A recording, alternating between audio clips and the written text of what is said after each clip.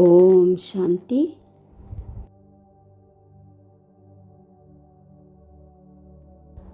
ഡ്രാമയുടെ പോയിൻറ്സിൻ്റെ അനുഭവത്തിലൂടെ സദാ സാക്ഷി സ്ഥിതിയുടെ സ്റ്റേജിൽ സ്ഥിതരായിരിക്കുന്ന അചഞ്ചലരും ഇളകാത്തവരുമായി ഭവിക്കട്ടെ.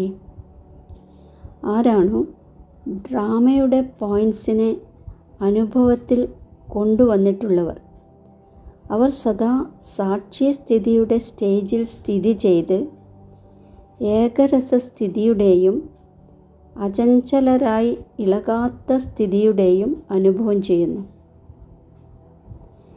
ഡ്രാമയുടെ പോയിൻറ്സിൻ്റെ അനുഭവി ആയ കാരണം ആ ആത്മ ഒരിക്കലും മോശമായതിലും അമംഗളം കാണില്ല. അതിൽ നല്ലത് തന്നെ കാണുകയുള്ളൂ.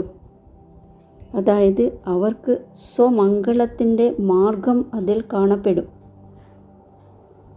അമംഗളത്തിൻ്റെ വഴി അടഞ്ഞു, കല്യാണക്കാരി ബാബയുടെ മക്കളാണ്, കല്യാണക്കാരി യുഗമാണ്, ഈ അറിവിൻ്റെയും അനുഭവത്തിൻ്റെയും അധികാരത്തിലൂടെ അചഞ്ചലരും ഇളകാത്തവരുമാകുക. ഓം ശാന്തി.